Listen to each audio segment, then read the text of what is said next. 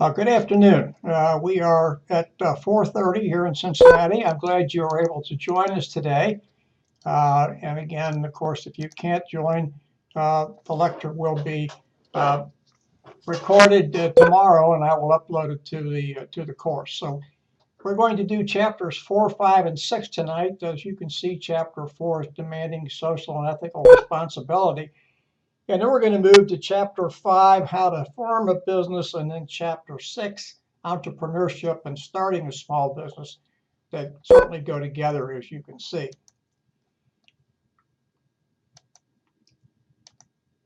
Our learning goals for tonight, this afternoon, early evening, explain why obeying the law is only the first step in behaving ethically.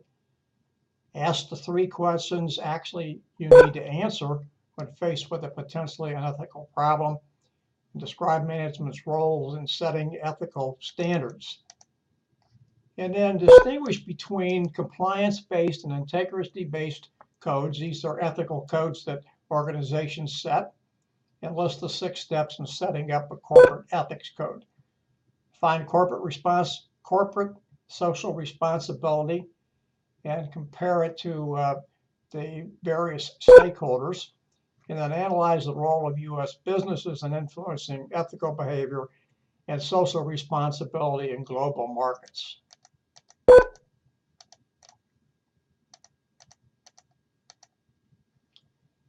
Well, this talks about life after the scandal. And the scandal that it really refers to here is, well, several. I would say starting with Enron in 2001, and then going to WorldCom and Adelphia and a few others, and then finally with the Bernard Madoff scandal that we had just a few years ago. And I ask you 3 questions here. What do we do with these miscreants? Do we punish them? Obviously, we should. Should we make accounting records more transparent? Obviously, we should do that so people can read them and understand them and get away from the jargon and the mumbo jumbo. And then we have to consider what is ethical as opposed to just what is legal.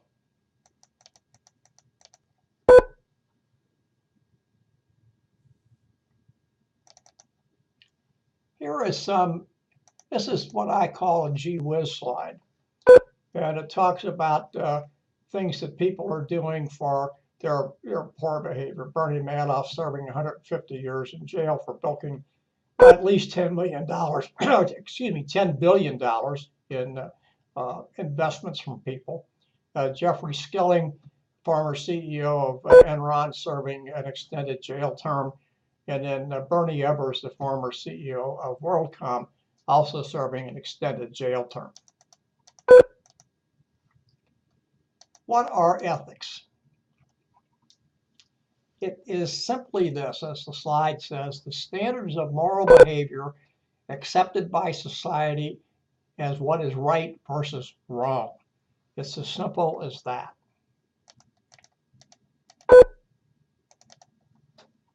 And here's some things here that are right versus wrong. We know this. I'm not going to go down the left side too much because we know that. But honesty, courage, self-sacrifice, those all go in there. But here is the thing that really gets to the heart of the matter. And the first one is cheating. Many people think it's okay to cheat in their tax form. And they don't really consider that, their tax return, I should say. And they really don't consider that cheating. And well, whatever Uncle Sam doesn't get, he's not going to miss because he gets a lot of money. If everybody thought that way, we wouldn't be delivering any services. We wouldn't have a strong armed forces and be able to do some other things that we want to do and need to do in this country, and promoting the social well-being. I invite you to look at the slide that the cartoon that's here depicted. You'll find it on page 92 in your text. And plagiarism has really crept into things today because of the instant access to the internet. And simply taking something and copying and pasting and coming it off as your work is not only just plagiarism, it's cheating. It's saying, this is what I did, when in fact you did not do that. And notice what is down here below. There's a strong relationship between academic dishonesty, that's like dishonesty at school, and dishonesty on the job. We need to be careful about that. And it's something we really need to stop and think about. This is making ethical decisions. Again, as I mentioned last week, we used to work these scenarios here, but I've gotten away from that to do something else. But I do recommend that you look at these ethical scenarios. It doesn't take very long. You'll find this particular one on page 93 in the text. Just look at it, read through the scenario, take you about 2 minutes, and kind of answer the questions for yourselves. These are the questions when we're facing an ethical dilemma.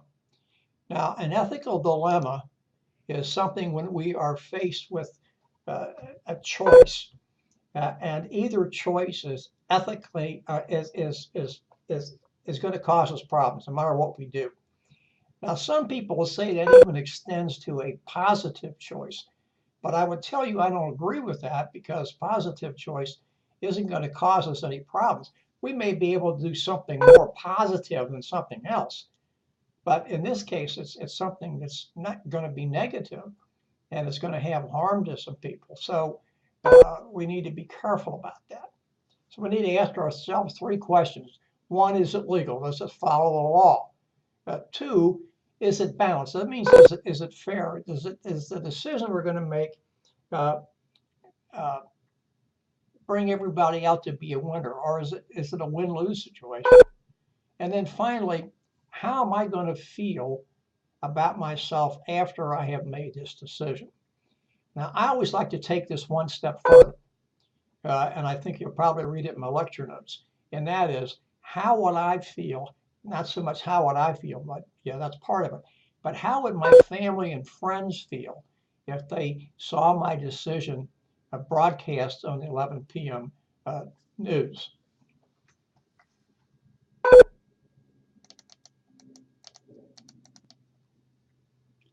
This is just another one of these slides. Bribery, 5 open FCPA investigations, and notice there's some fairly good sized companies in here. So we need to be careful about this, and we need to know that if you own stock in these companies, you need to tell them that we want you to be upfront about things that you do, and don't hide them.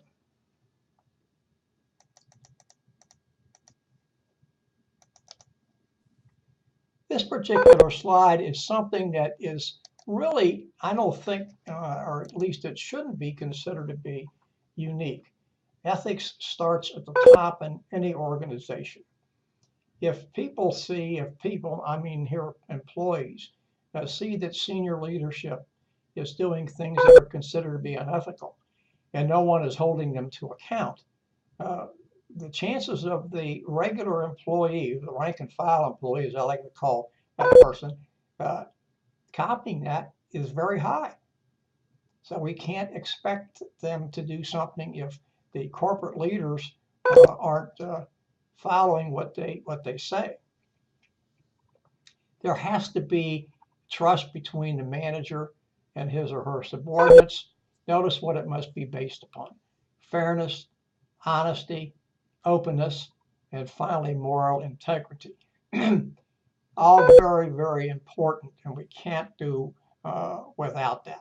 Put yourself in in a situation where you work, and if somebody doesn't treat you with one of these, well,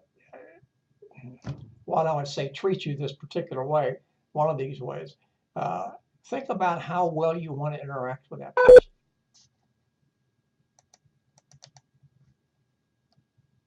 Now, these are some factors that influence managerial ethics.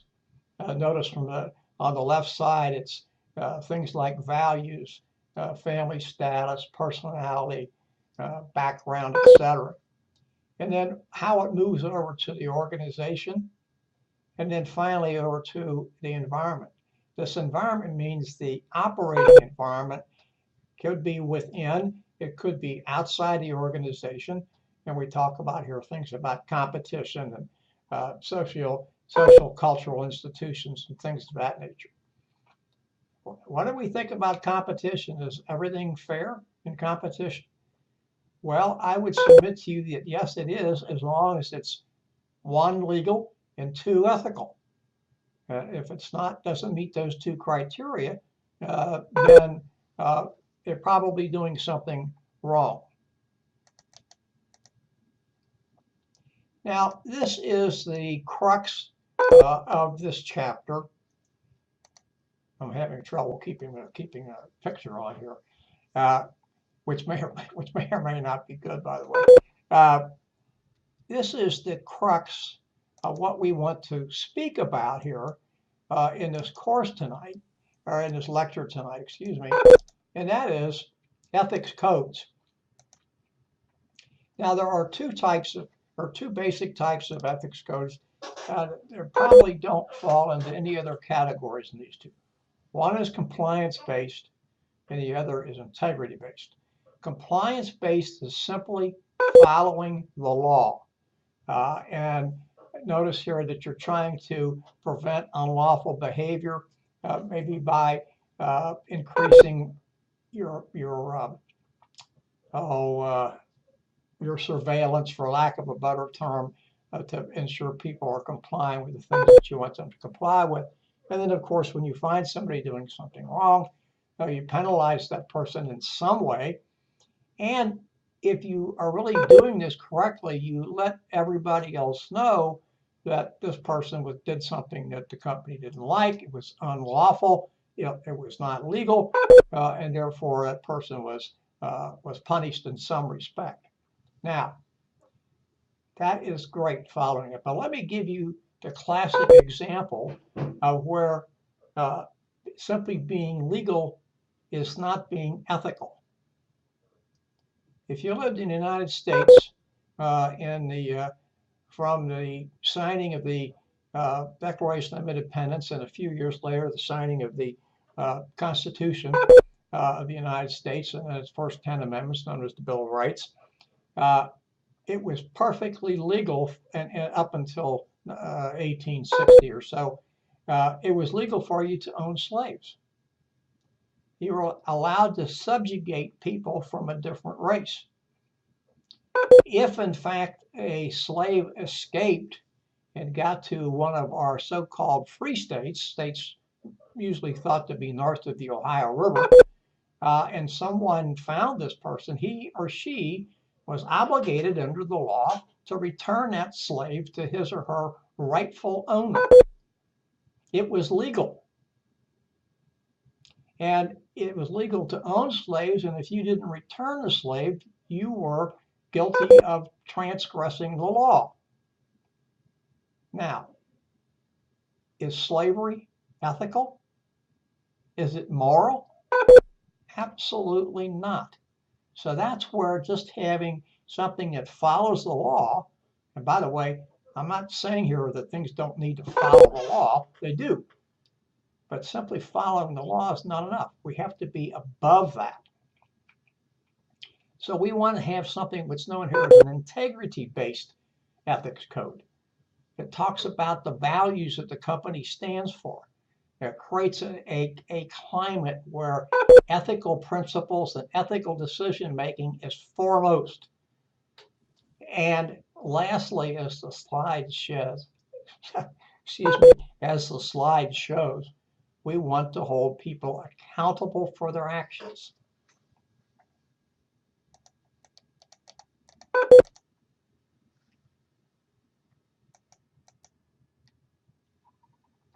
So how do we want to get this type of ethical code here? Well, first is that management has to adopt it and unconditionally support it. No ifs, ands, or buts. This is what we are.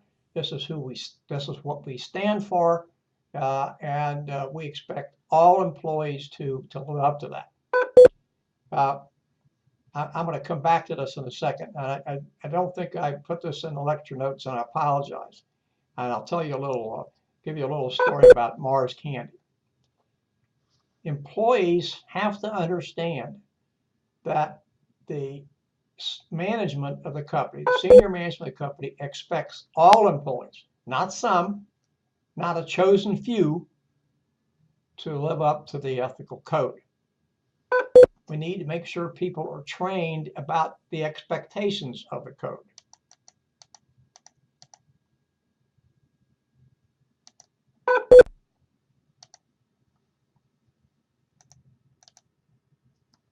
We continue that each large corporation should have an ethics office where people can come and air their issues. There should be a whistleblower program, and whistleblowers should be protected.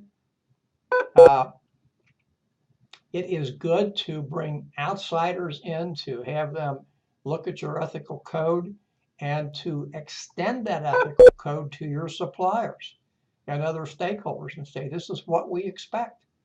So that goes to your suppliers and anybody else that you're dealing with. And finally, when you have the code, it has to be enforced. Well, that goes back to the lawful part, the legal part. Yeah, we have to enforce this. If we don't enforce it, we might as well not have it.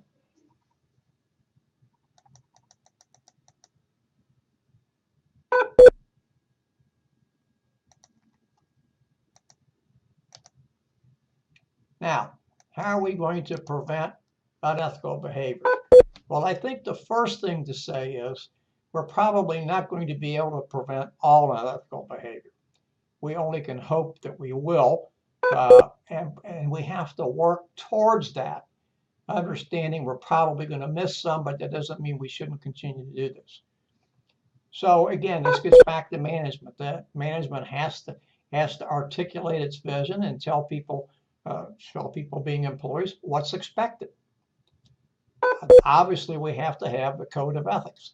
It has to be written and it has to be published in the employee handbook so that each employee gets a copy of it, and it needs to be prominently displayed in the organization. And that usually means if you have an entryway, that you have a receptionist or people like that, the code of ethics is prominently displayed right there. Again, enforcement. You can't say you're going to do something and then don't do anything about it. Then we talked about training before.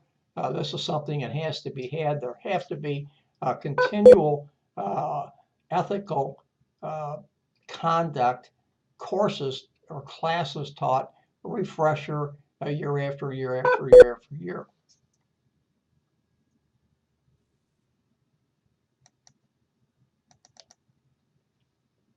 Corporate responsibility,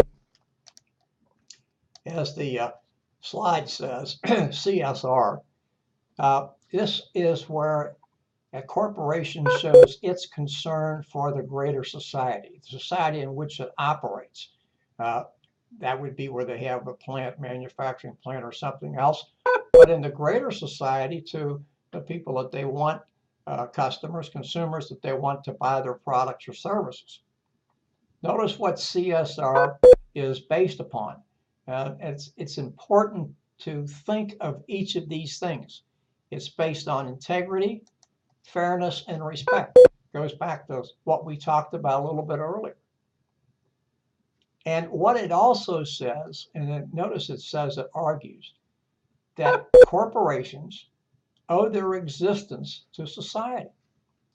And that without the society, it couldn't exist. Now, it's pretty simple to understand that.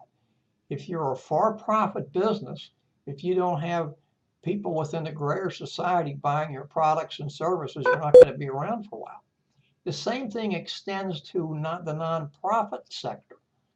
The nonprofit sector has to have people who will support them because the nonprofit says we're going to support a segment or segments of the population by the type of services we do and outreach, et cetera, et cetera. And it also extends to government. Government has to be open, fair, honest, and treat people with integrity. People that work with government or work for the government.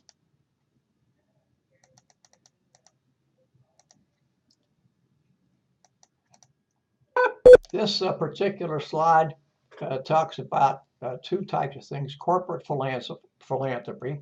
Here we're talking about charitable contributions, giving back to the community in dollars. Sometimes that's not always in money. Sometimes it's in providing things like services or community days or something like that, where people come around and do paint up, fix up, clean up, that type of stuff. And then corporate social initiatives, as the slide says, include an enhanced form of corporate philanthropy.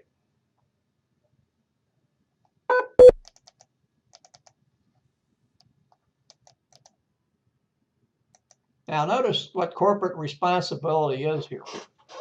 It's everything we think of. It goes into hiring practices, especially when talking about hiring minorities and women. It talks about making safe products, reducing pollution. I like to use that word as opposed to minimizing. Minimizing says there is some and you're going to continue to do that. Reducing means you're actively working to reduce the amount of pollution that you put into the atmosphere. There are companies that are trying to go green. And as they do that, they are reducing and pulling back from their carbon footprint and environmental footprint, and actively working. So I just like the word reduction better. Doesn't mean that I'm right or wrong, but I just like that, the next thing. And of course, I've extended that to the next thing about energy. And then last but not least, providing a safe work environment. If you don't have that, pardon me, your employees aren't going to want to come to work.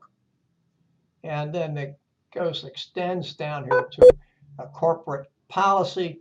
That's where the firm takes a position on things like social and political issues.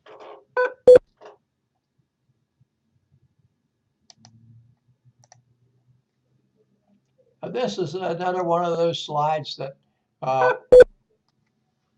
it's kind of gee whiz. This is talking about positive impacts of companies, what Xerox does, and how it does things. Notice that some companies have cut their philanthropic contributions due to the recession, but they're more likely to give it back in time and goods. Notice what's said here. 2/3 of MBA students say they I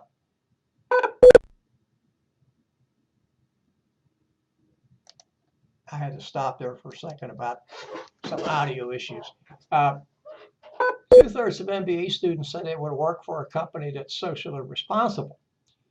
And I would tell you that sometimes MBA students say that and then they get into the corporate world and they forget what they said. So we would hope that they would keep on doing that. This is just another gee whiz slide, helping hands, what some of our celebrities are doing. And then this next slide, generous guys, people who, the world's biggest givers. Of course, we know Bill Gates and Warren Buffett fall into that category. And then the next slide is life after tragedy. He talks here about some of the huge tragedies we've had. Japan's post-tsunami, which was what, 2011, as I remember, some of the people that contributed to them.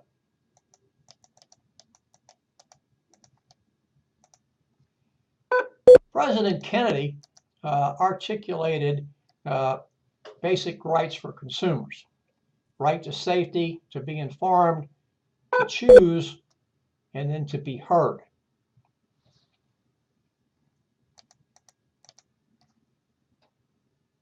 Notice this particular slide.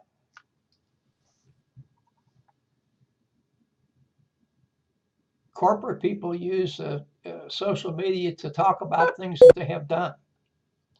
And so if corporate media does that, and we see that, I mean, corporate organizations use the media to do that. And we see that as people who use social media, we should hold them to that.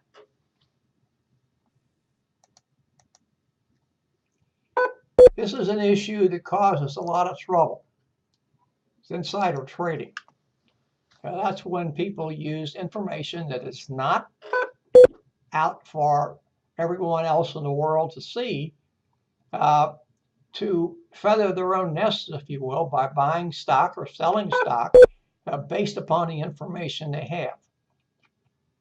It is unethical. It can cause the company who is involved with it financial damage.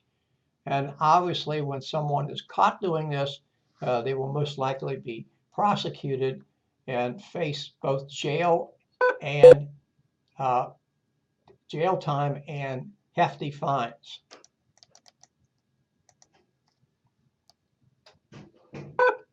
Corporations have responsibilities to their employees. Obviously, some of that is opportunity to advance. All employees should be treated well. It says with respect here. And then companies should offer employees salaries that allow them to do the things that everybody else wants to do. And yes, that talks about, do we need to have a minimum wage, or do we need to have something called a living wage? A couple of very interesting articles I read in the New York Times over the weekend.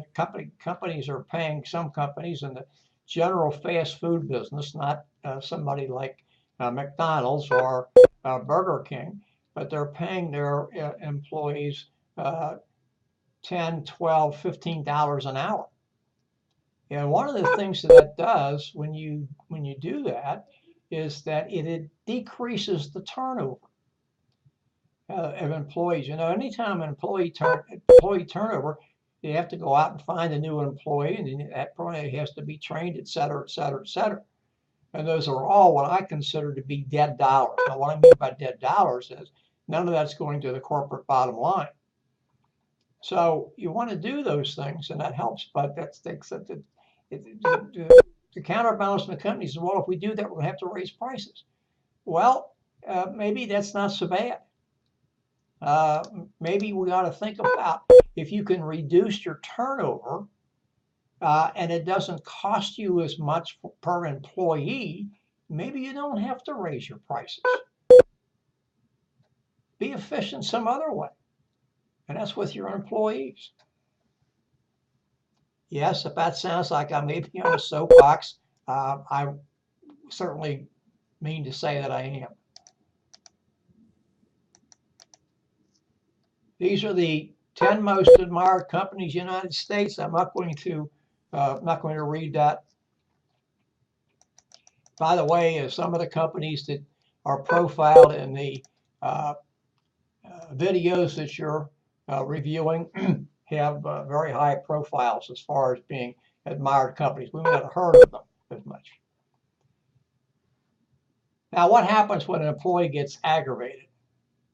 Well, he or she may resort to fraud, they may resort to cheating, they may resort to all sorts of things. And of course, somebody else is blamed. It's never their fault. Notice here they may fudge on budgets and expense accounts and things of that nature.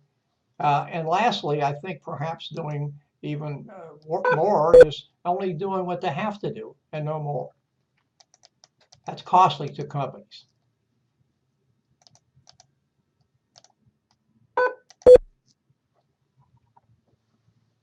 Notice here that a third of us get our money from nonprofits. And nonprofits are dependent upon funding from someone else. We know about the green movement. It's getting larger. Now, I always like to stop here and say, I don't care if you believe in global warming or not. What I can tell you is this.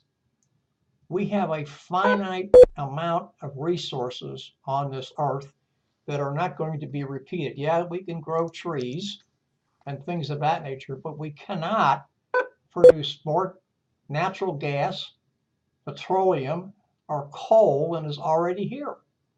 We can't produce that. Now, we might get the technology somewhere down the road, but right now we're unable to do that. So we need to conserve things to the best of our ability so we can turn that over to the next generation that comes behind us and allow them to be able to the best of their ability, get through without having a lot of roadblocks thrown up in front of their face.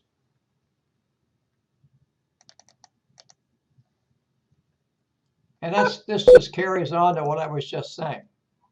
That we need to be responsible for the environment in which we live in. If you have a chance to recycle, do it. Most of us don't. By the way, when I say most of us don't, I'm not including myself. I've been a dedicated recycler for more than 40 years and probably don't recycle as much as I would like to or as much as I should, but I'm still a dedicated recycler. We know that this is growing and more people will be offered quote unquote green jobs sometime in the future.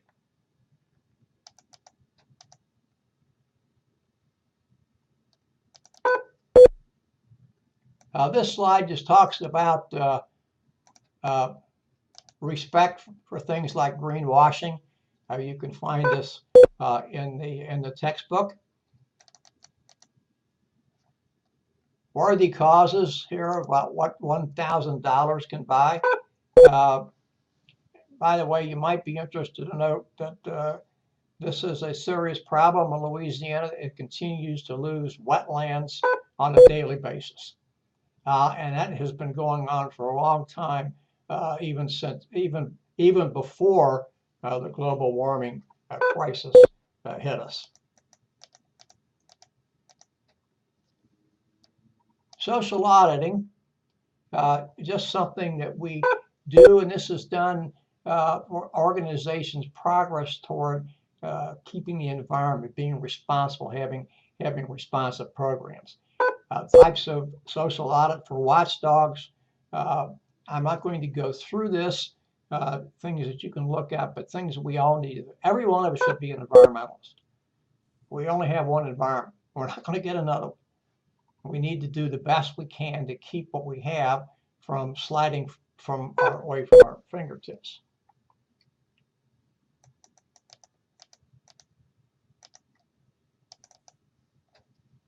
International ethics is something that we need to continue to remind our foreign partners that they have to comply with the ethical laws of the United States. And we have the Foreign Corrupt Practices Act, which we've had since the 1970s, which makes it a criminal act here in the United States to pay people to get business. And so we need to make sure we foster that and take those things with us and continually promote that when we're talking to people outside of the country. However, it doesn't do us any good if we say one thing and do another.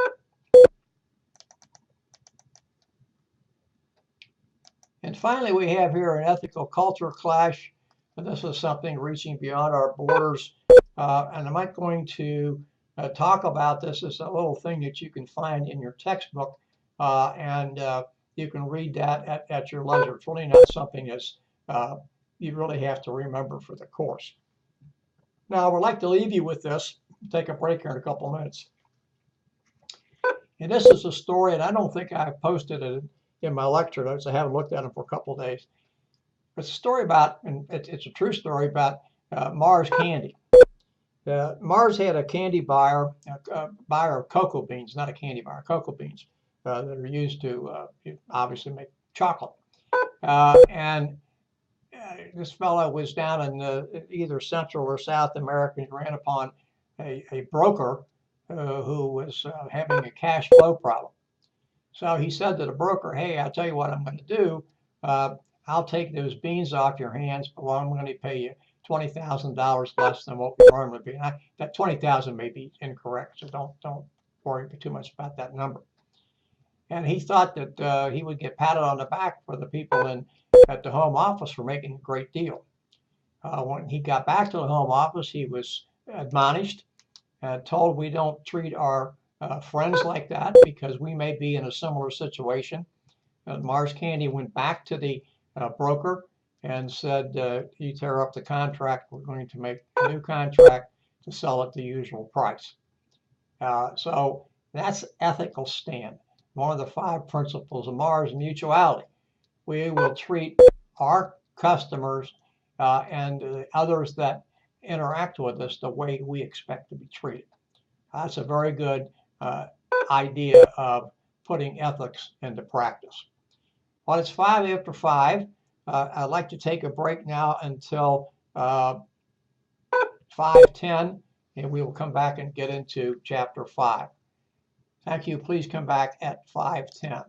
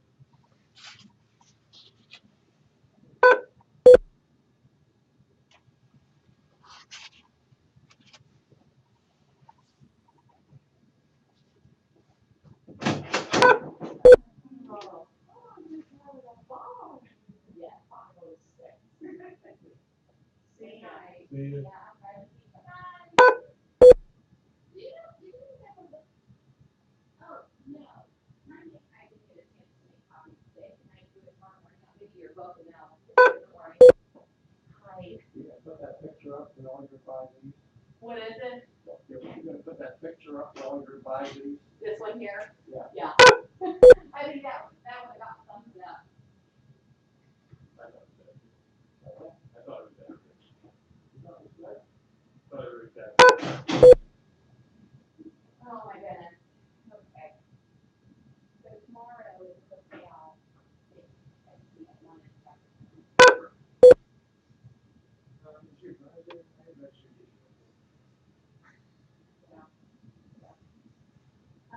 How do we start the story for you? Start finish.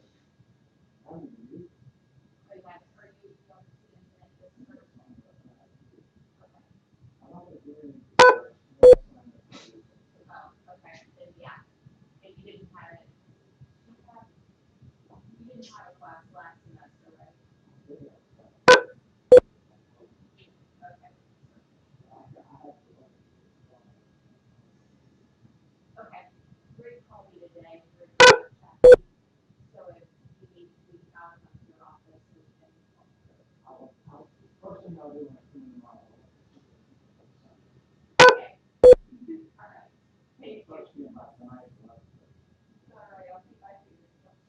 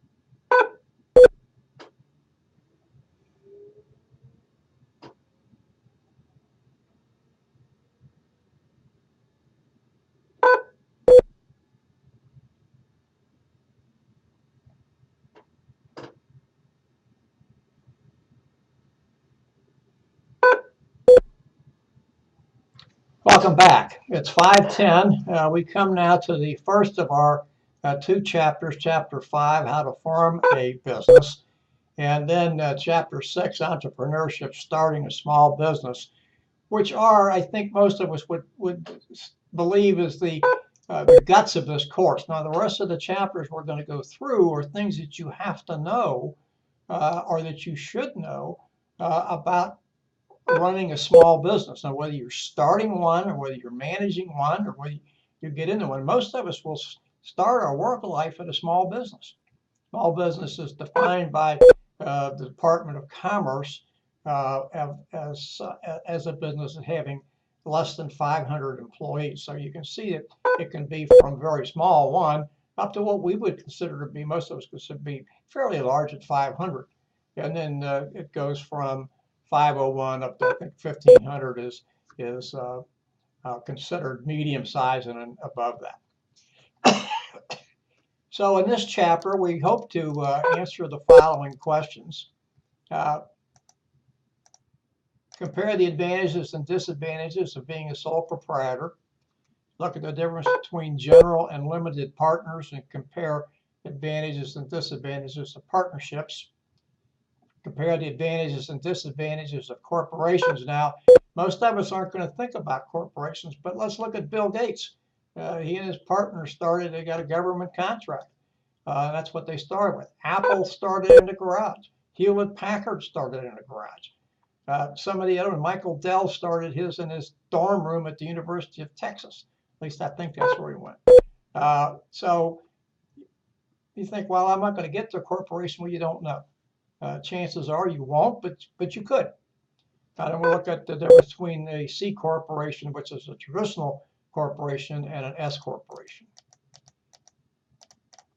Then we'll define and give the slide says 3 examples of corporate mergers and explain the role of leveraged buyouts and taking a firm private, which is what, by the way, you might know Michael Dell has taken Dell Computers private.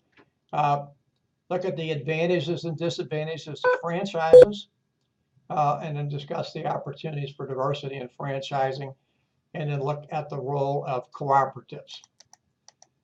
I don't usually do this, but I think this is a very interesting story profiled at the beginning of Chapter 5, Mary Ellen Sheets, the woman who started 2 Men in a Truck moving company. You see what they earn today, almost $200 million. And then they're branching out into the United Kingdom.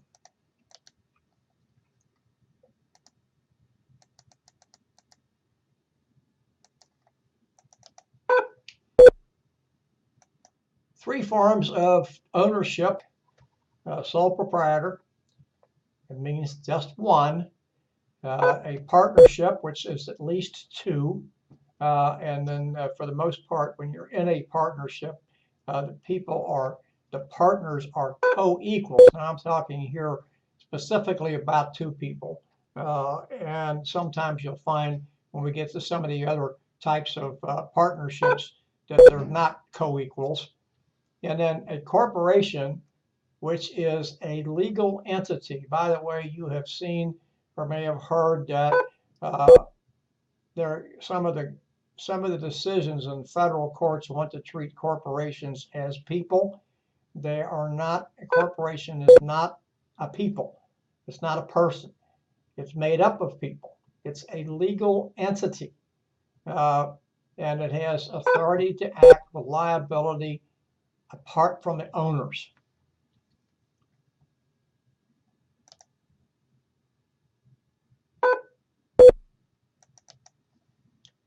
Forms of business in the United States. You'll notice that 72% of the business in the United States are sole proprietorships. And we're going to talk a little bit more about this. Partnerships make up 8%, corporations 20%. But look at the difference in revenue. Almost completely reverse. Well, probably even more than that. Sole proprietors only account for 6% of the total receipts in the United States. Corporations 81%, 4 times the percentage. And partnerships just about double where they are, not quite.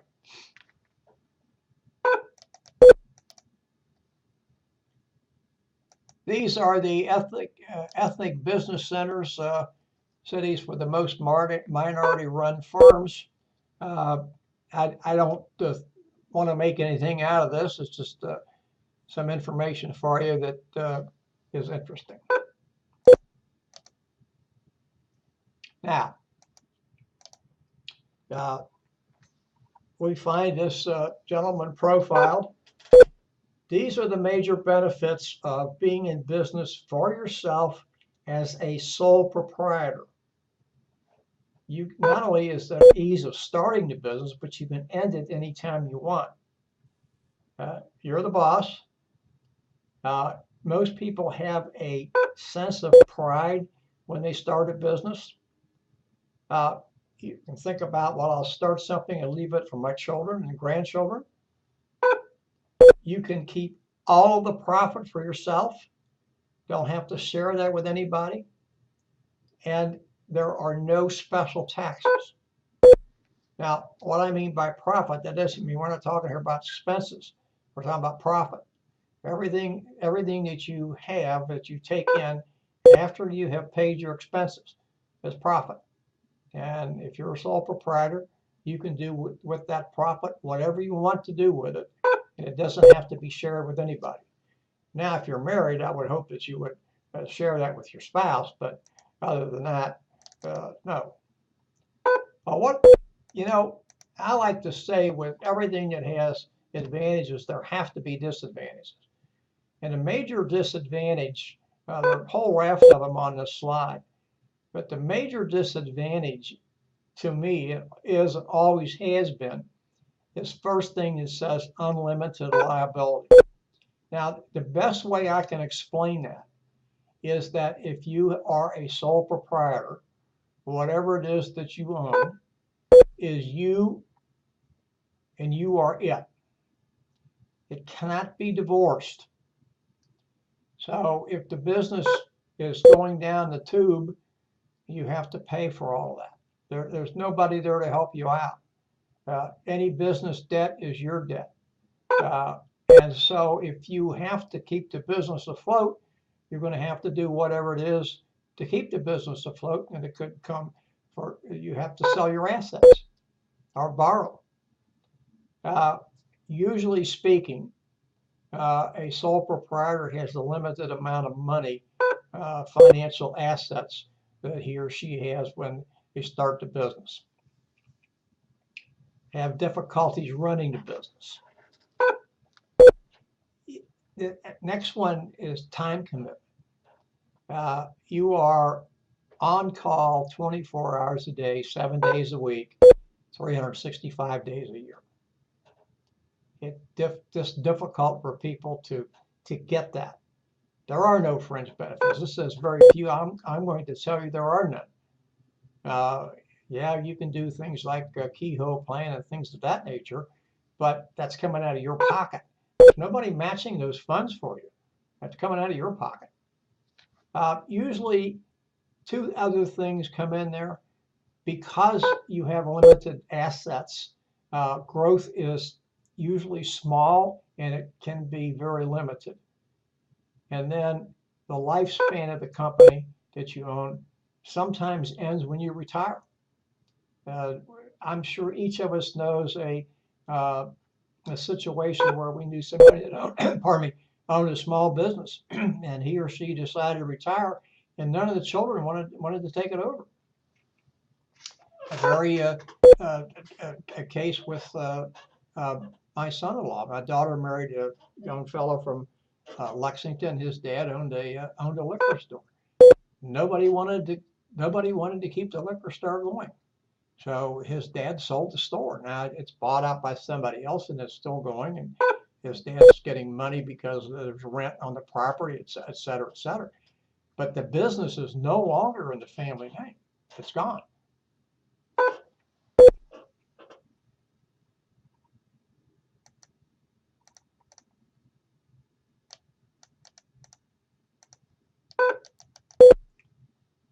So we're going to move now to partnerships. And we all hear the old story that two is better than one. So in a general partnership, everybody owns equally. And they all also have an equal share in any of the debts assumed by the company or that the company takes on. In a limited partnership, you may have one partner, you may have one or more what's known as general partners, and one limited partner. And the limited partner is only liable for the amount of money that he put in, nothing more.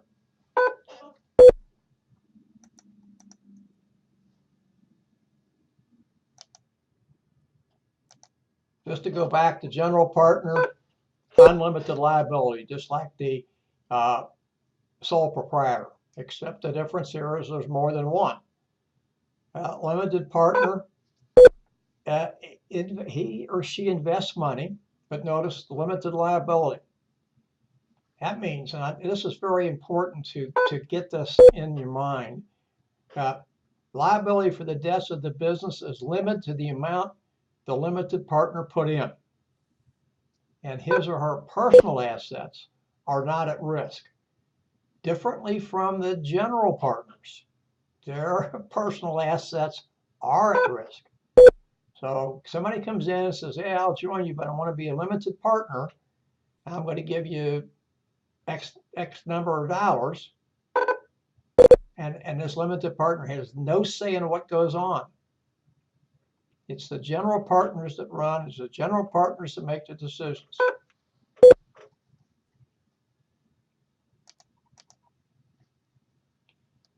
Now we have some other partnerships. We have master limited partnership and a limited liability partnership. Master limited looks like a corporation, which we're going to get to those in just a few minutes. However, it's taxed like a partnership, and therefore it avoids corporate income tax. Limited liability partnership, this limits the risk of loss. Notice here, and this is important to get down, so I always like to read this piece, to the outcomes of only their own acts and omissions and those people under their supervision, but not to anybody else.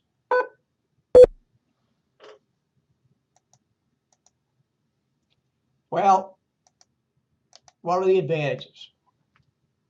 Two is better than one, so you're both bringing in, let's say, the same amount of money, so you're going to have double the amount of money that you started with, that you would have had if you were a sole proprietor. And since both of you will probably bring different skill sets, you can divvy things up. I knew a medical supply company that operated out of Fort Wayne, Indiana years ago, and one fellow took care of the operation. One fellow took care of the day-to-day business. Did the ordering and that kind of stuff, took care of the payroll, et cetera, et cetera. And the other guy was the salesperson. He was the sales manager, I suppose. I think you probably have more than one salesperson. Because you have more assets, because you have the different skill sets that hopefully are complementary, and being complementary is not being the same, but complement each other. You have a chance of lasting longer. And again, because you can't divorce yourself. We're talking about the general partnership. You can't divorce yourself from the company. The company's you, you're the company. There are no special taxes. And of course, with good things come some disadvantages. Again, we're at the same point that we were with the sole proprietorship, unlimited liability. You have to pay for things. You can't say, oh, it's somebody else's business. No, it doesn't happen. Obviously, there will be a division of profits. So it's different than sole proprietor. You can keep everything. You gotta divvy this up. There will always be disagreements. And you have to understand that. You have to know that going in. And that, of course, that can cause some problems. And because there is more than one person doing this, it is more difficult to terminate. I'll give you an example. Somebody wants to retire and says, hey, I want to sell the business. And the other guy says, I don't want to sell. Or the gal says, I don't want to sell. Okay, you buy me out. I don't have the money to buy you out. So here we are, we're at a stalemate.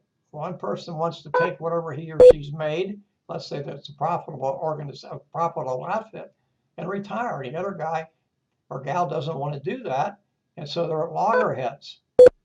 Nothing's moving, nothing's going anywhere.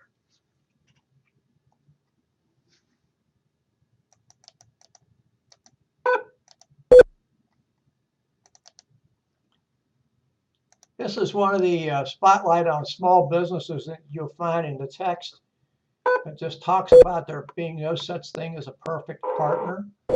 I would like to tell you to think of being married if you're married. I've been married to the same woman for many years, and we still have disagreements. I'm not perfect. She's not perfect. Now, we've agreed to continue doing things because we like each other's company and raise a family, things of that nature. It doesn't always happen in business. You don't always have that something to keep you there.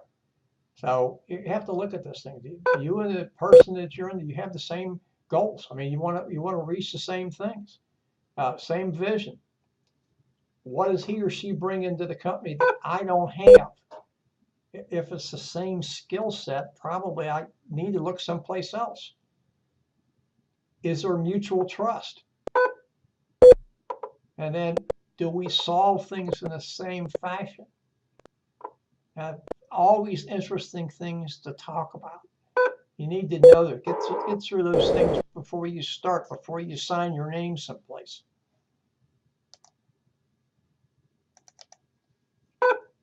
Now, we're going to talk about a conventional corporation known as a C corporation. Notice what the slide says. This is a state-chartered legal entity that has authority to act away from the ownership and has liability separate from the ownership. The ownership normally is stockholders. Now, that tends to be with corporations. Some corporations are privately held, so that they're a little bit different, but even then they may still have stockholders. It's just that the privately held people have more. The difference in privately held and a corporation for like Coca-Cola, for instance, or Apple. Privately held corporation doesn't have to file with the Securities and Exchange Commission any number of type things because it's not subject to the same rules.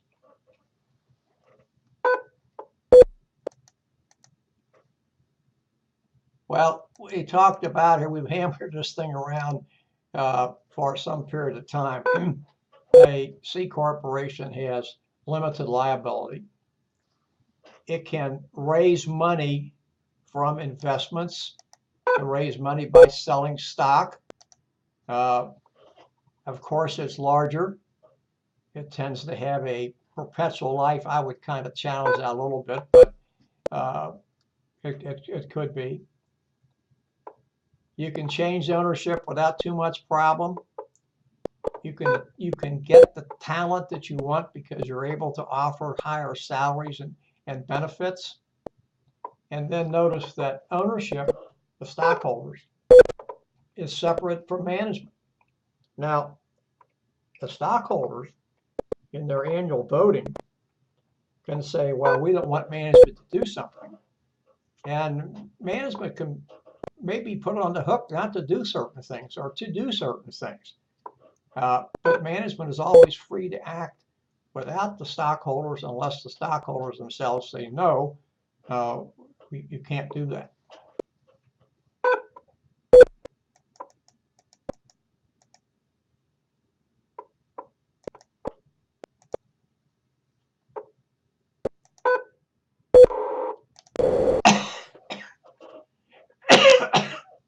Now, this is how the owners, stockholders, affect management. They do elect the board of directors, and the board of directors hires the officers. The officers set the corporate goals, etc. And then you have managers that supervise employees, and then it moves on down to the employees themselves. So it's like as the slide shows, I wanted to move it on down so we can see all that. It's like a pyramid.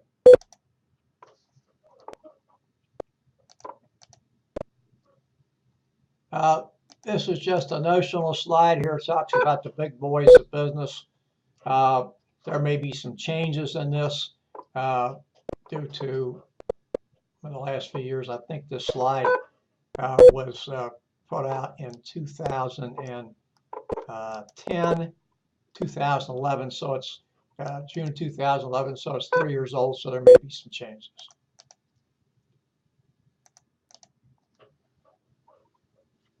These are the 10 largest private companies in the United States. I talked about one just a minute ago, Mars. Some other ones that you may be surprised to find out are privately held. Now, what are the disadvantages of corporations? Well, first of all, it's initial cost to start one. A lot of paperwork, double taxation, which we'll explain here. You have to pay dividends, you have to pay tax on the dividends, and then tax on the corporate earnings. 2 tax returns. Size can be a problem. It is not easy to close the business. Now, we're not talking here about things like bankruptcy and things of that nature. Companies go through bankruptcy, they could close fairly quickly. Of course, that usually plays out in the courts for many other reasons. And then always a potential conflict between the stockholders and management.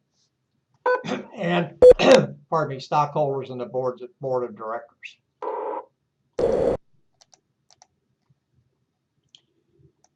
This is a slide that talks about companies that made mistakes.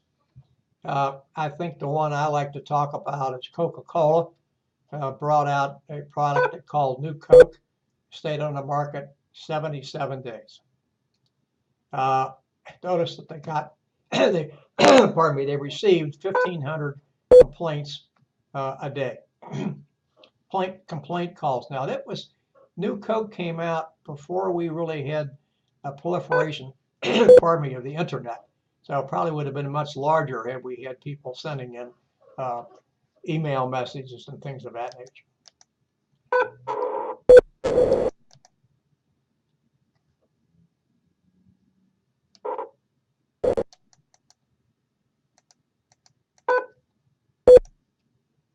Who can incorporate?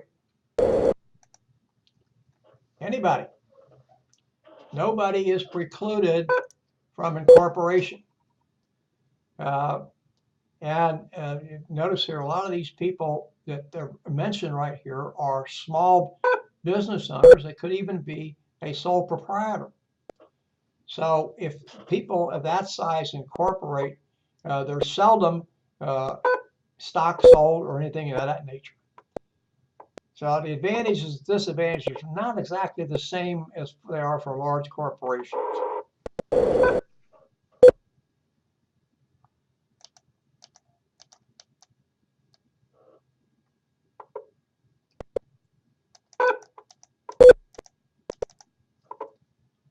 These are companies that have been around a long time. Next, we move to an S corporation.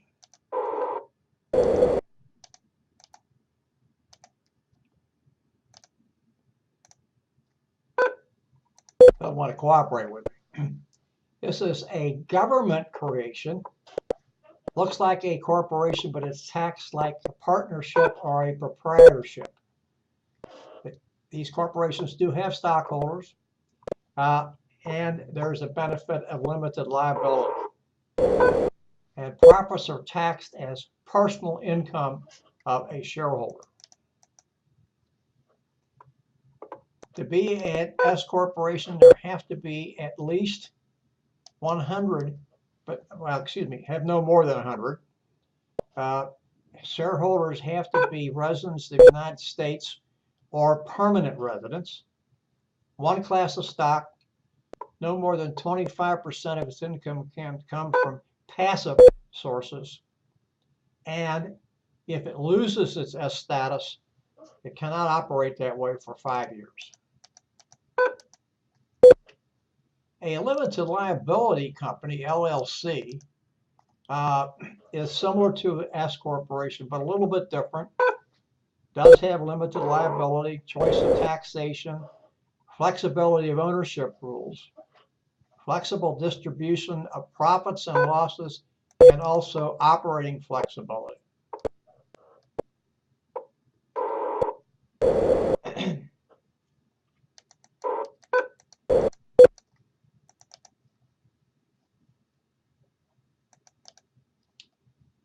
Disadvantages: no stock.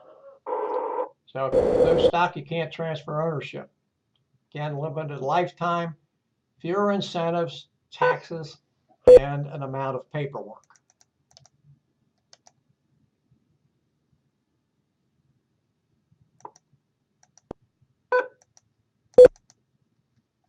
Mergers and acquisitions.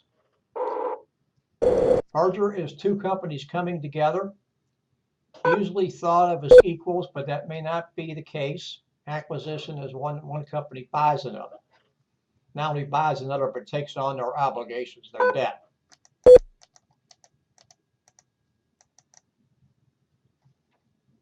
These are companies that continue to grow the number of acquisitions they've made. I'm not going to spend a lot of time with that. Types of mergers: a vertical merger, two companies in different stages of related businesses. Horizontal allows companies to diversify and expand, and a conglomerate unites firms in completely unrelated industries.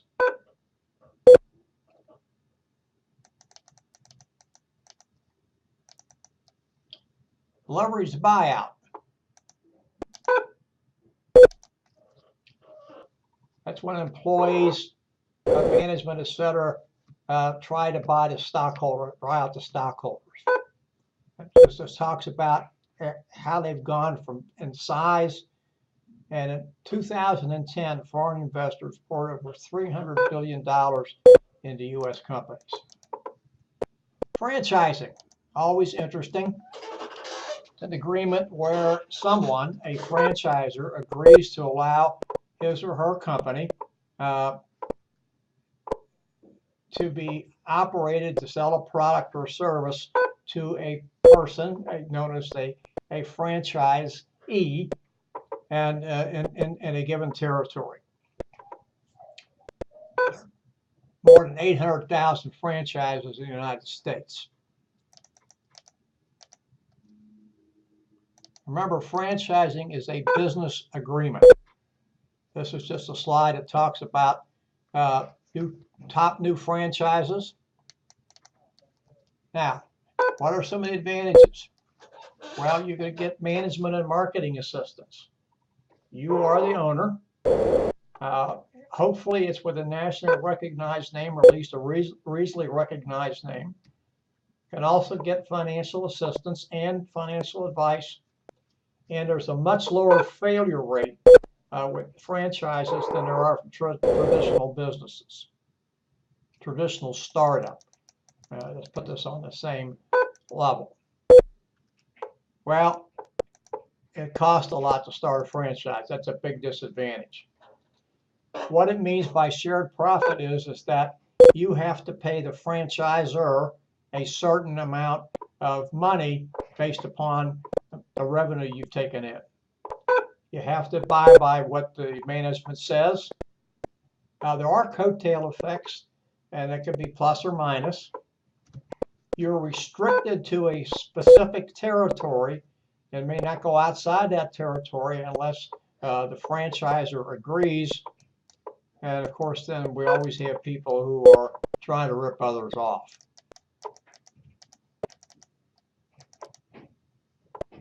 More and more women are in franchising, and also more and more minorities.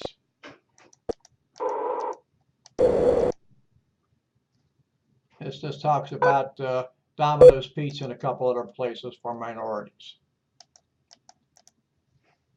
Home-based franchises, there are some advantages and disadvantages. Obviously, you're in your own home. You're not having to drive every day. Extra family time, although I'm not so sure that that's correct. And of course, since you own your own home, or at least you hope you own your own home, your operating expenses are much lower. But you're by yourself, and the long hours continue regardless of where you are. This is again some types of franchises that you may be interested in.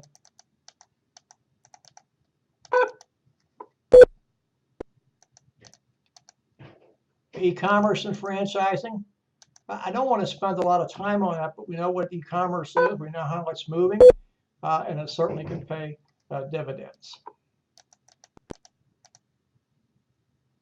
Global franchising, again, something that's increasing, something certainly to look out for.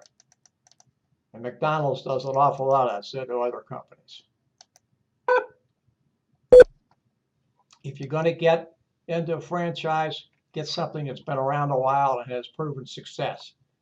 Make sure you have the right location. In any business, especially a small business, and that's what most franchises are, it's location, location, location.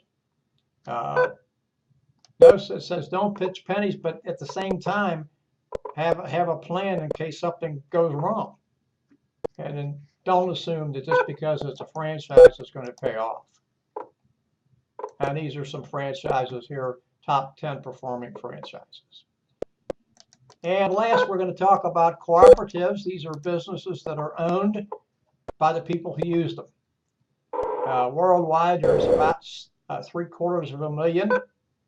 Notice how many members they serve. And they are democratic organizations. That is, they control the business by electing a board of directors that hires professional management. And at 5:42, that finishes chapter 6. I'd like to take a 5-minute break and come back at 5:47, and we will conclude by going into chapter 6, entrepreneurship. Please come back at 5:47. Thank you.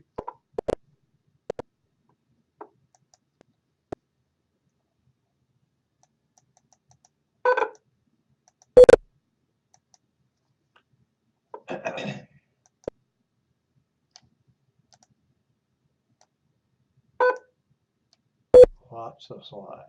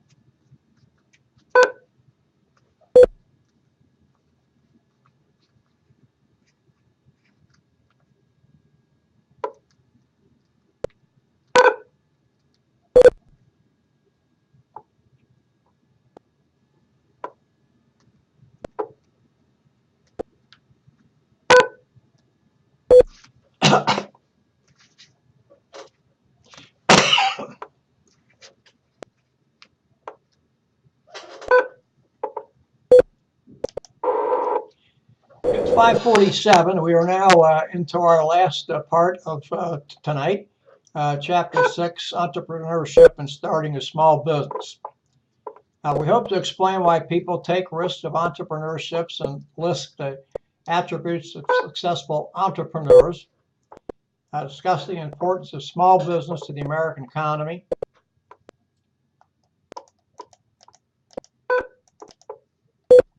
summarize the ways to learn about how small businesses operate, analyze what it takes to start and run a small business, and then outline the advantages and disadvantages that small businesses have in entering the global market. Entrepreneurship. It's simply entrepreneurship is the fact of being an entrepreneur who is someone that accepts risks in starting and running a small business.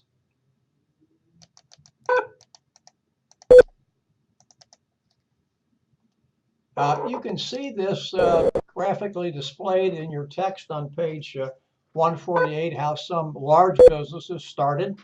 I'm not going to go through all of these. Of course, Kodak is listed on here. Kodak, as you know, is having problems and has gone through a lot of reorganization. Kodak will be a much different company than what we knew about it years ago.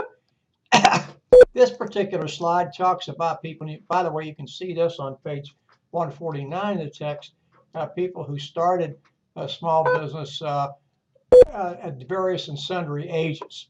And of course, one of the most famous in the United States was Colonel Harlan Sanders, who started his Kentucky Fried Chicken business at the age of 65. Now, there's a little catch to that.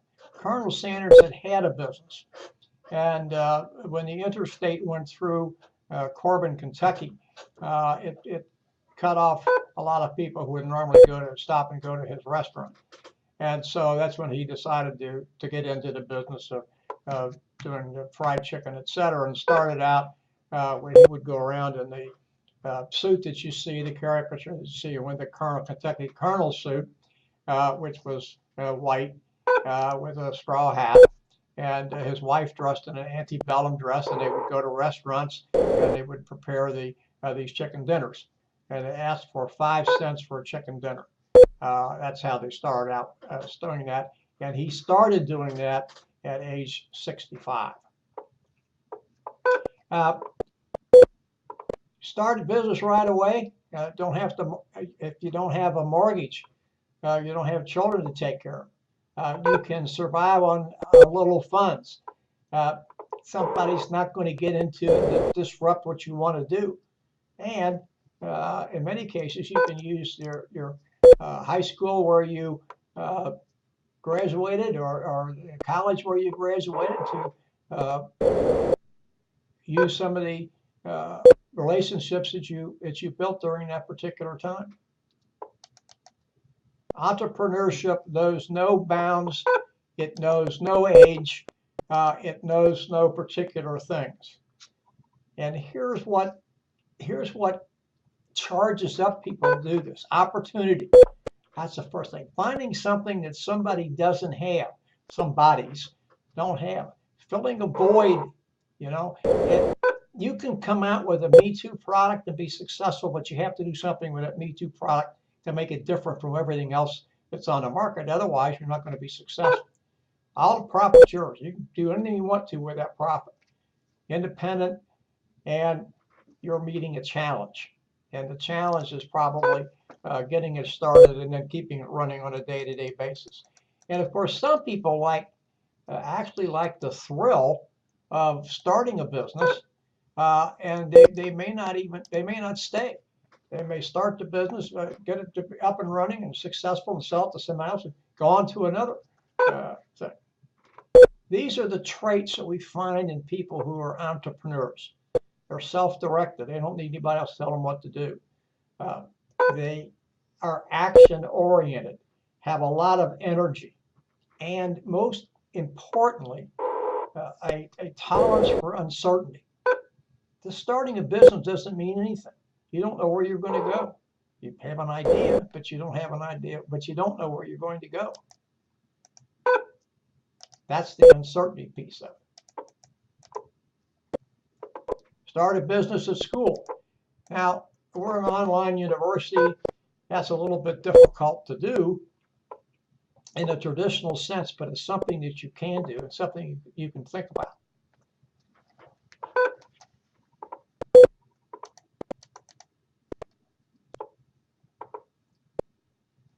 Now, here's something here. An idea is a good opportunity if. Let's look at these things. It fills either a customer's need or a customer's want. Remember, needs are different than wants, but it's different, you know. Needs, if you can fulfill a need, it makes it a lot easier because people may want something, but say I don't have enough money to buy it, or I'm going to hold off. But if you're filling a need, it's something people need. Obviously, that you have the skills to do this. You can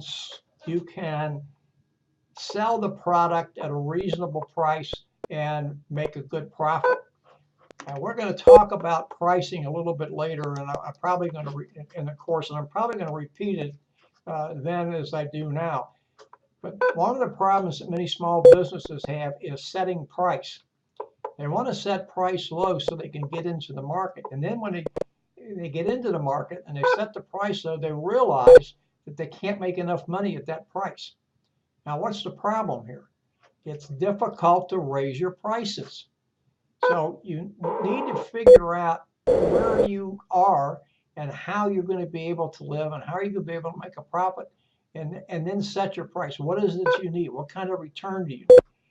And then set the price. You can always lower, but it's very, very, very difficult to raise your price.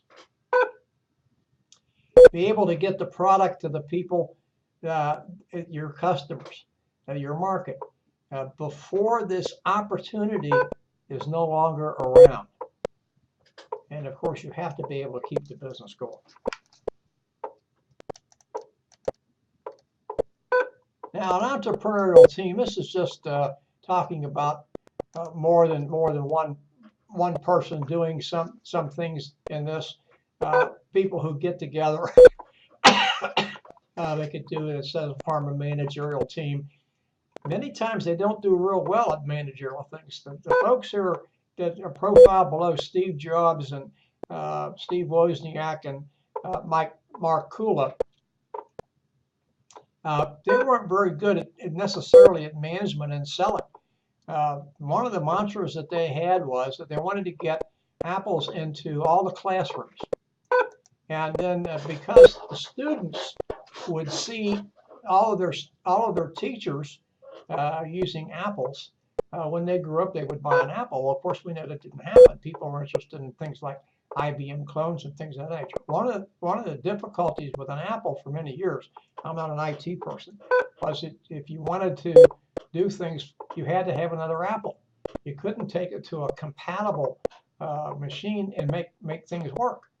So, I mean, by the way, I'm not putting things down. Apple is a good company and has great graphics and a few other things.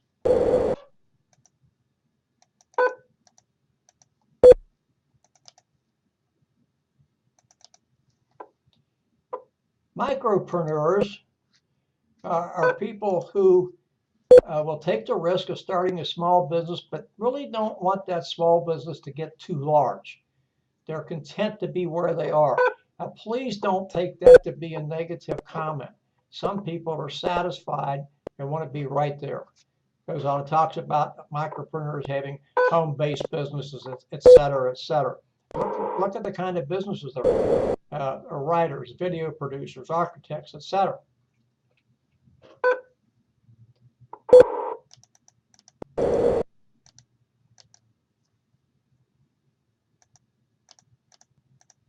This just talks about home-based growth. Notice that it starts off by saying that computer technology has helped level the playing field. And people don't think things about them. There are tax advantages to having a home-based business.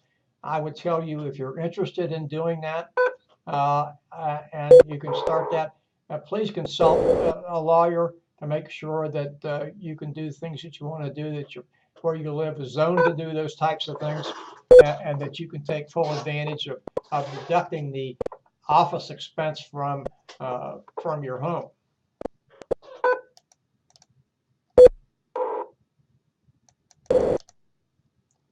Remember that home-based business isn't easy.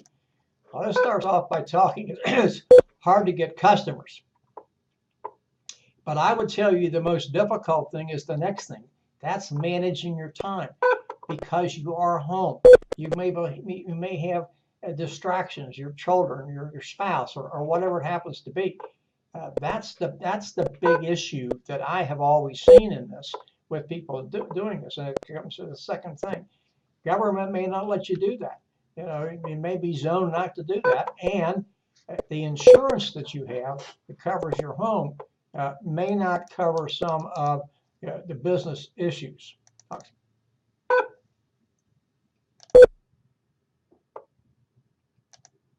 But of course, there are advantages here, and they're right here. Again, it's just like being a sole proprietor in any other place. Start the business whenever you want to start it. Very little startup cost. You're not paying extra for rent. There's a whole bunch of things that are going. You're not having to pay to commute. You're not stuck in traffic all day. So there are some things. It's a sole proprietorship for the most part, and we've talked about the advantages of sole proprietorships, and all of those come with it. They're not separate simply because it's a home-based business. Well, you know, I talked about this as a disadvantages. I talked about the time management skills. That's number one, and it's the same as this first one right here. When do I work? When do I do other things with my family? I'm isolated. I don't have any support staff. I may not have a nice place to work. You know, I'm cramped because I don't want to take away from my family, et cetera, et cetera. So there's all sorts of things to think about. And if you're going to do that, make sure that you have the space that you need to operate where you need to operate.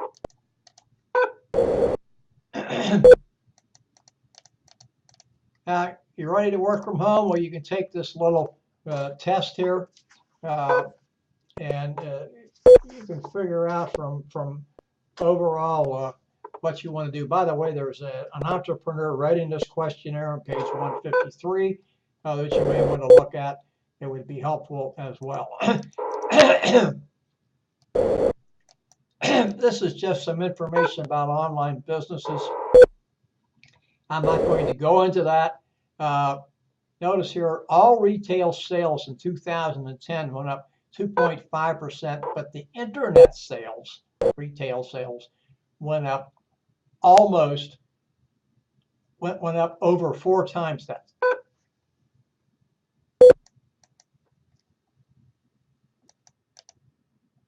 Now this just talks about affiliate marketing. This is internet-based strategy, and business rewards individuals and other businesses for each visitor or customer that they direct to their website.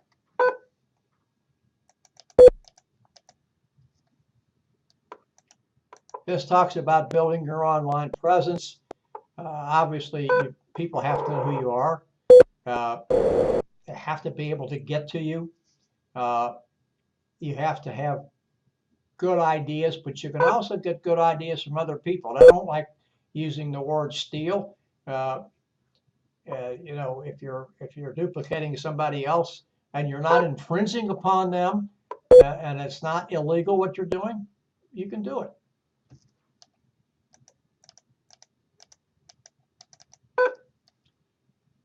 An entrepreneur is somebody who is an entrepreneur, but he or she works in a business. This says corporation. Gives a story down here about Art Fry from 3M. He's the guy who came up with the Post-it notes, and he was trying to develop an adhesive. And adhesive that he wanted to develop didn't work well. but he found it worked well for separating the pages in his hymnal. He sang in his church's choir. So he thought he had a good idea, and he sent stuff around to his bosses about it, and they weren't too interested in it. So then he started sending notes around with a Post-it note stuck, what we call a Post-it note today, stuck to it. And of course, then it became something that was everybody had to have. Well, there's another part to the story. And the other part to that story is 3M could not get their vendors to take on the Post-it notes.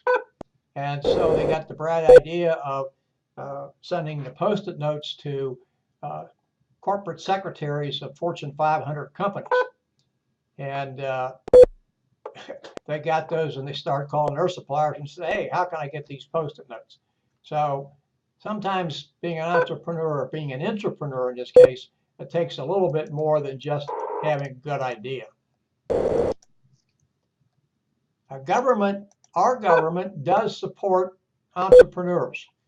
And many governments have these things called enterprise zones, or they call them incubators. Notice that the enterprise zones are specific areas, have low tax rates, things of that nature. The incubator allows people to come in and have a low-cost office, and the incubator itself will provide some administrative services to help these people move along.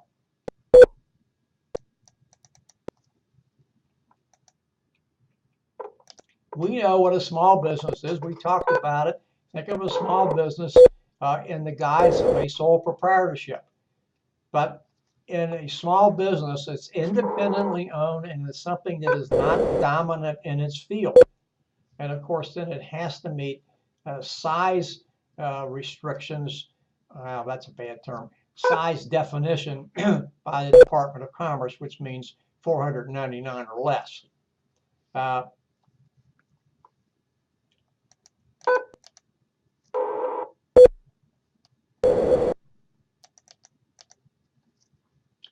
Notice how many small businesses there are in the United States. Now remember, this slide's a couple of years old, so it's probably higher than that. Notice the next slide. Anything outside of a farm, 97% of the businesses in the United States are considered small. Account for over 50% of the GDP, gross domestic product. They are the major job generator in the United States.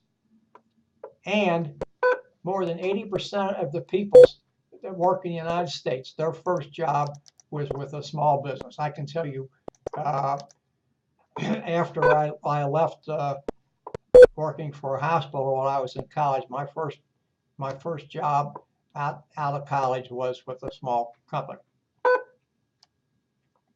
We also know that small companies have advantages. They can develop, most small companies live or die based upon customer service. And because to have the ability to act more quickly than a large corporation does, they can do things a lot quicker. They can be more nimble, more agile, and things of that nature. Now, of course, the small company, small business doesn't want to go head to head with the big boys and big gals. That's not going to work. So if you get into something and you're, well, like I like to say before, I think I said before, if you're a Me Too operation, you've got to do something to set yourself apart. What is it? What is it that you do that makes people want to come and do business with you, as opposed to somebody who's been established for a long period of time? You've got to figure that out and say, okay, this is what sets us apart. This is who we are, and this is what we do better than our competition.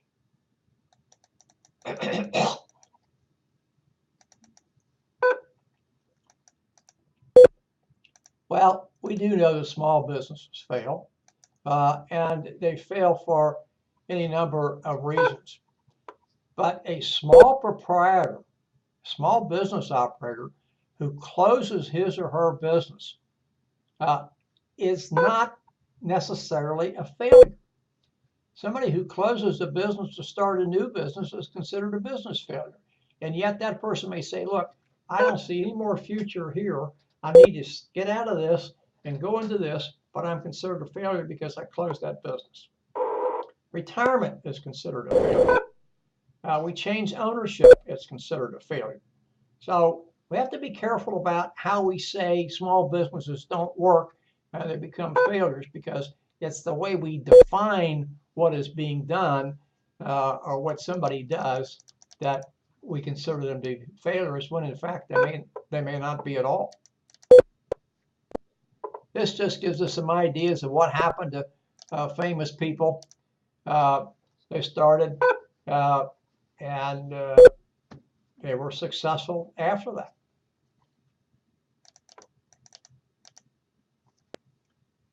How do you do this? How are you successful in starting a small business?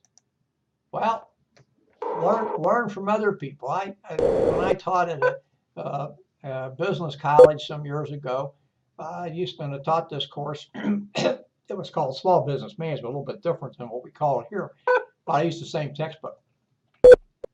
I used to have a friend of mine who, by the way, just recently retired as a State Farm agent, come and talk to my class about starting a small business. And he said one of this, learn from your others. One of the biggest mistakes he ever made was not talking to other State Farm agents in his area. Learn from them, you know. And this is what this next step: get some experience, work for somebody, get some ideas before you go out on your own. Or if you have the chance, take over a successful business. Now, this particular slide talks about going down with a ship, ethical considerations. Again, I ask you to read this. It's in the text. It's not something you're required to do, but I think you can learn from it. What do we have to do here? What are the major business functions? Well, we know the 4 functions of management are planning, I just forgot them. Isn't it terrible? I've taught this course how many times that I forgot them. Planning, leading, controlling, and I've still forgotten organizing. There we go.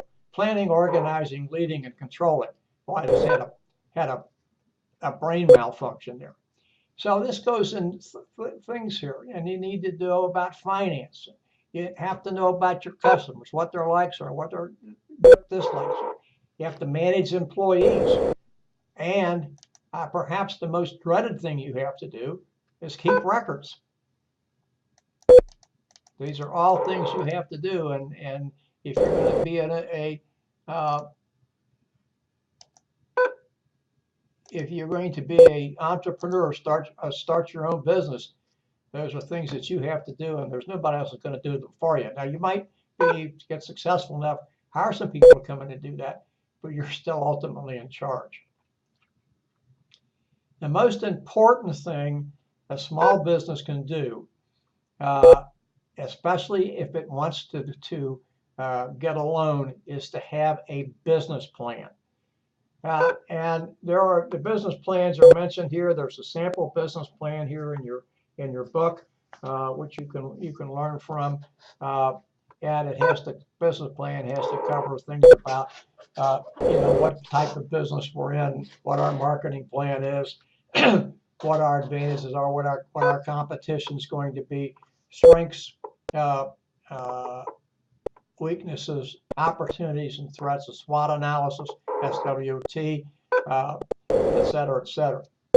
And the business plan is set up to attract financial people, and it is mainly, as the last thing said here, is used to attract people to attract lenders to help the business get started. But I want to tell you one thing: whether or not you're going to use a business plan to try to attract investors or to try to attract loan money, you should have a business plan, because a business plan is a roadmap and it helps keep you on track. That's part of this planning we want to talk about. It's something that's very important. It's something you should do, and you should do it for yourself if for no other reason. Now, Business plan, we talked about things that have to go into the business plan, et cetera, et cetera.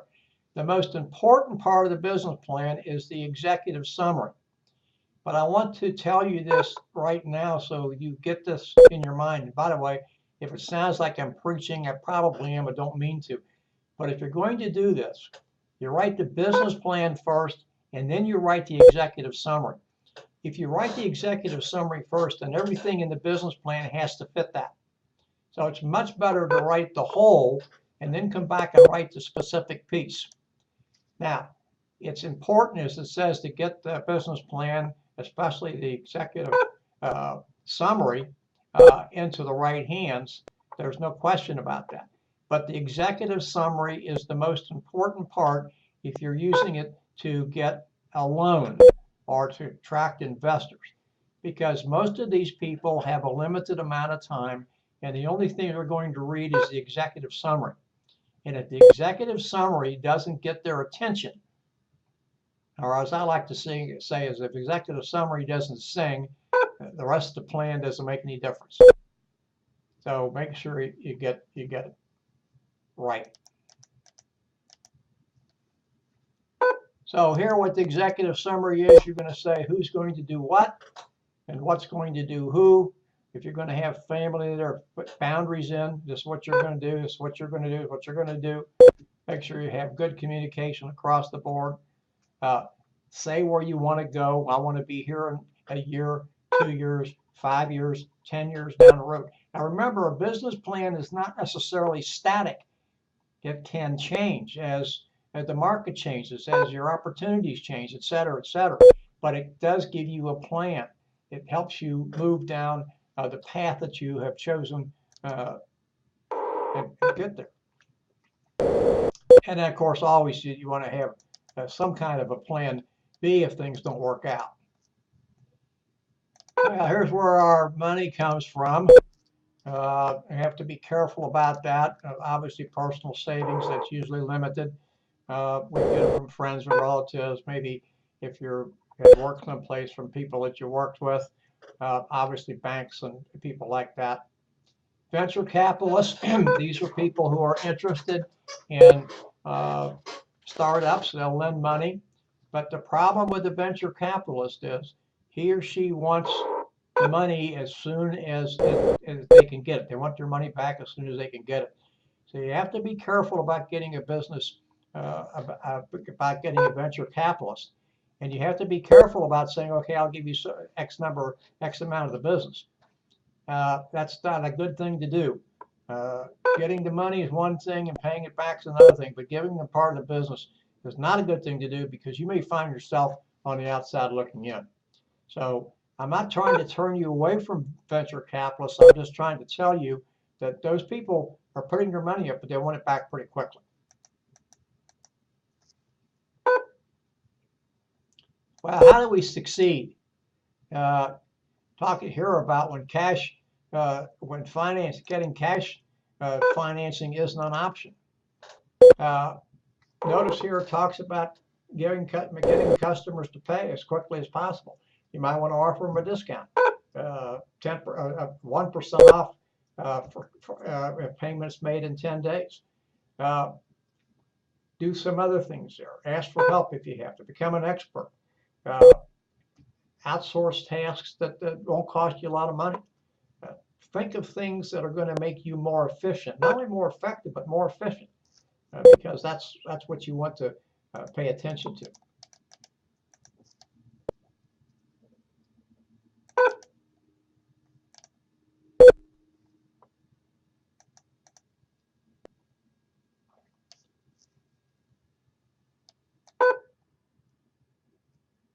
This is called here, the CDFI is called the Community Development Financial Institutions, something that may be available in your area.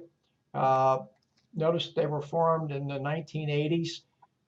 2009, they had over $1 billion flowing to companies. And notice what percent was not paid back in the last 30 years. Very, very small. There's some social lending that's available.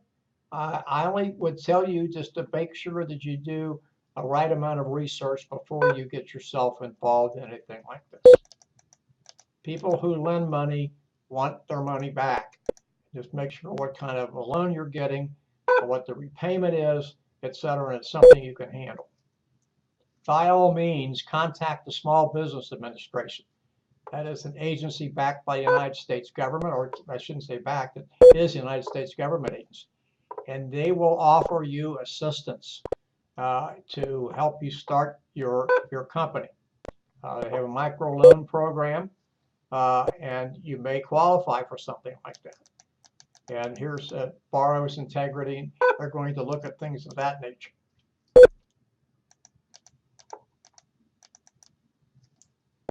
There are also things that are called small business investment companies. They are set up by the SBA, and they're there to lend money to small businesses.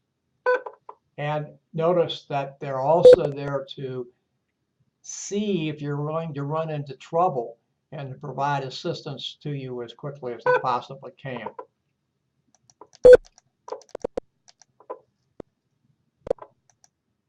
We also have things called the Small Business Development Centers, funded by the federal government and individual states.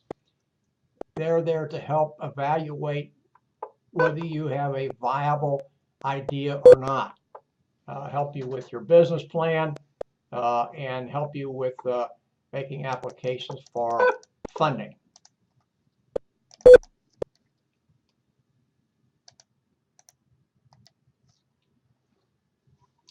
This is something that the Small Business Administration is trying to do. We're not going to talk about that a whole lot.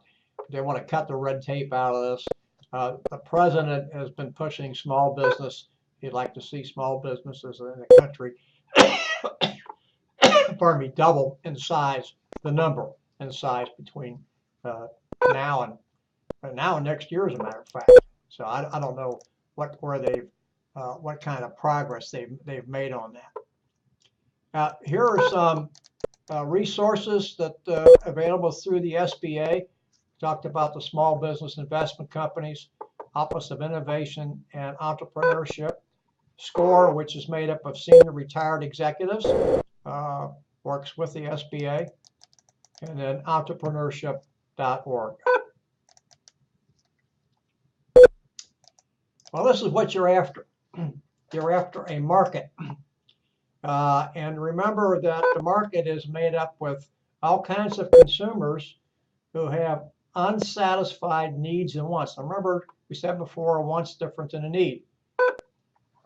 But it's also important to know that people in this market have the resources to purchase what you're trying to sell. So what you want to do is set the market's needs, fulfill the market's needs.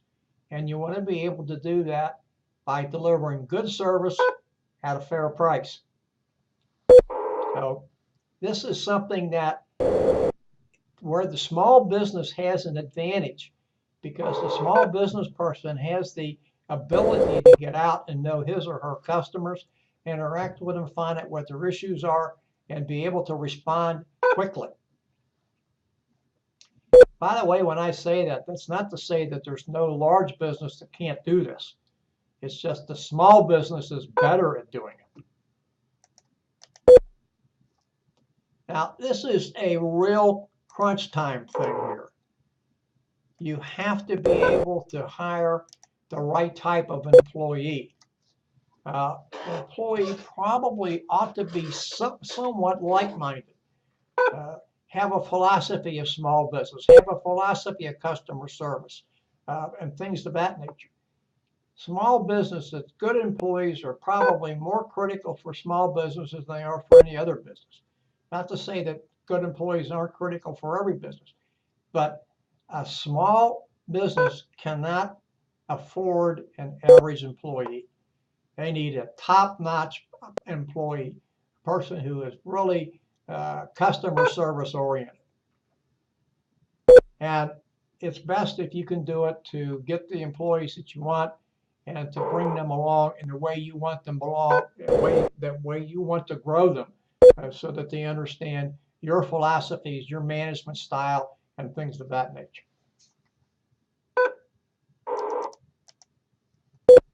This is something that's critical for small businesses.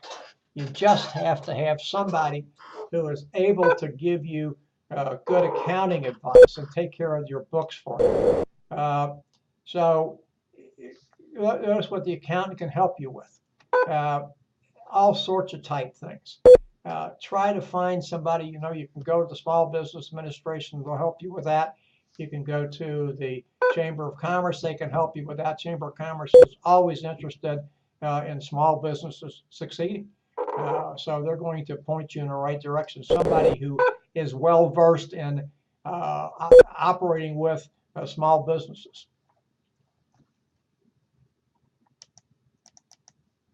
This is something else that you need. Legal help. You have to have the right type of help. Now, you can do this any number of ways. Obviously, you can get someone that you know to help you provide legal advice, assuming that person is a licensed attorney.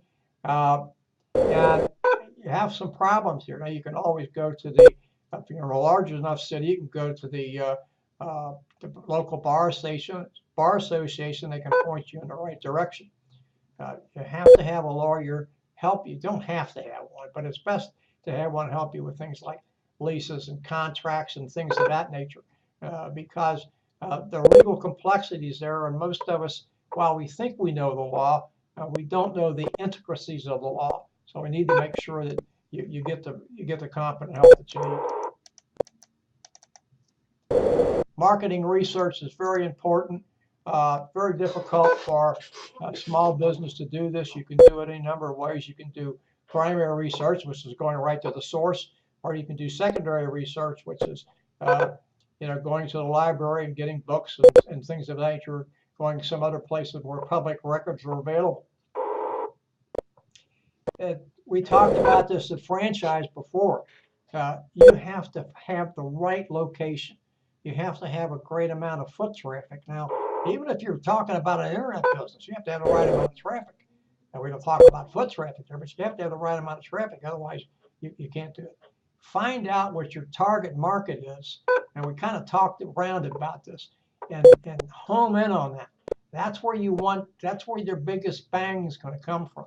That target market. Get after the target market, and then you can expand that market as you become successful. Find out how you can reach it. There's any number of ways you can reach it. The best advertising, best marketing is always word of mouth. Now, if you're going to use that, if that's going to be your bread and butter, you have to be someplace where you're going to get the kind of foot traffic we're talking about.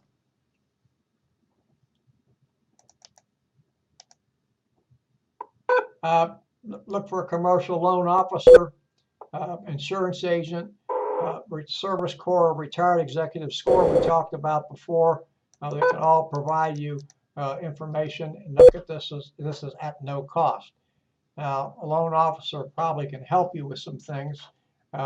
He or she's in business to make money, so there may be some cost from that. Insurance agent may charge you for his or her time. SCORE folks don't charge you anything.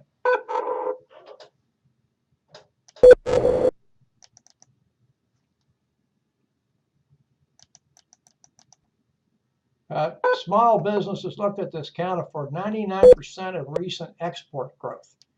But it's difficult for our small businesses to do that because they don't have a big staff. Notice, though, that people overseas want to deal with individuals. Not that large companies don't have individuals, but remember, a small company has that ability to meet the market as quickly as possible. A lot of agility, a lot of nimbles, et cetera, et cetera. And you can work with various government agencies to help you do this, because governments want to see you succeed. Our government does. Your state government may want you to succeed as well. You succeed, you're going to be making more money. You're going to be paying more taxes. So notice here that I think what we want to say, emerging entrepreneurship here, we want to say something like the sky's the limit. You're only restricted to the limit of your ideas. notice that entrepreneurs in the developing world hold degrees and have never worked at high level companies. And so you have to think about what your restrictions are, what your limitations are, and really based upon what you think and how you act and how you react. As far as being an entrepreneur, I do suggest that you take the entrepreneurial test that's located there in the book to see if you something that's going to fit you. There is an outline for a comprehensive business plan on page 165. Again, if you're interested in starting a business, I know at least one of you is, I suggest that you look at that and then talk to other people that you know who started businesses and been successful. That's going to help you along the road. Well, we've come to the end. We spent 2 hours here talking about corporate social responsibility and then how to farm a business and then, or the farms of business and then starting a business. Next week, we're going to move into chapters 7, 8, and 9. Chapter 7 is management leadership. Chapter 8, structuring organizations for today's challenge. And then finally, chapter 9, production and operations management. I thank you for your attention. I will have the lecture uploaded tomorrow, and I will send you a note where you can find it. Thank you, and good night.